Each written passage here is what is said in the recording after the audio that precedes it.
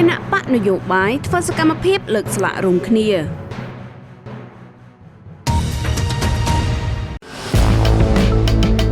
គណៈបកនយោបាយដែលកំពុងប្រឹងប្រែងធ្វើសកម្មភាពដើម្បីបង្រួបបង្រួមជាតិនិងអ្នកប្រជាធិបតេយ្យបានសហការជាមួយគ្នាលើកស្លាកជាការបញ្ជាក់ពីស្មារតីពង្រឹងសាមគ្គីដើម្បីសហការគ្នាដោះស្រាយបញ្ហាប្រជាពលរដ្ឋនិងប្រទេសជាតិនៅថ្ងៃទី5ខែមេសាឆ្នាំ2026ក្រុមការងារគណៈបកភ្លើងទៀននិងគណៈបកប្រជាធិបតេយ្យមូលដ្ឋានបានចូលរួមជួយលើកស្លាកគណៈបកឆន្ទៈខ្មែរនៅក្នុងក្រុងសៀមរាបខេត្តសៀមរាបនៅថ្ងៃទី5ដដែលនេះក្រុមការងារគណៈបកភ្លើងទៀននិងគណៈបកប្រជាធិបតេយ្យមូលដ្ឋាននៅខេត្តតាកែវក៏បានចូលរួមសកម្មភាពលើកស្លាកគណៈបកឆន្ទៈខ្មែរដែរដោយឡែកនៅថ្ងៃទី2ខែមេសាគណៈបកប្រជាធិបតេយ្យមូលដ្ឋានក៏បានចូលរួមជួយលើកស្លាកគណៈបកប្រជាធិបតេយ្យជឿនលឿន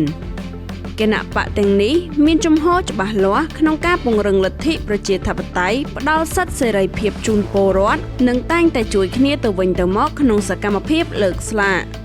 ក្រៅពីសកម្មភាពលើកស្លាកក៏មានការចែកជូនស្បៀងអាហារដល់ជនភៀសសឹកនិងកងទ័ពកាលពីអំឡុងសង្គ្រាមថៃឈ្លានពានកាលពីឆ្នាំ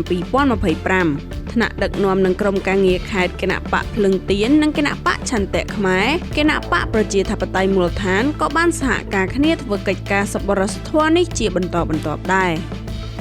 សកម្មភាពសំខាន់មួយទៀតគឺវគ្គបណ្ដុះបណ្ដាលនៅមជ្ឈមណ្ឌលចំបក់ហោះខេត្តព្រះវិហារកាលពីខែកុម្ភៈឆ្នាំ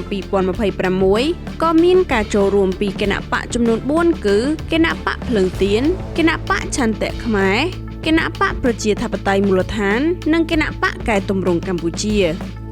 ក្នុងឱកាសនៃការលើកស្លាកការធ្វើកិច្ចការមនុស្សធម៌និងរៀនសូត្រក្នុងវគ្គបណ្ដុះបណ្ដាលនោះថ្នាក់ដឹកនាំនិងក្រុមការងារគណៈបកទាំងនេះបានផ្លាស់ប្ដូរមតិយោបល់គ្នាដោយគោរពនិងស្និទ្ធស្នាលក្នុងនាមជាតិសាសន៍តែមួយដូចជាបងប្អូនដែលមានគោលដៅតែមួយគឺ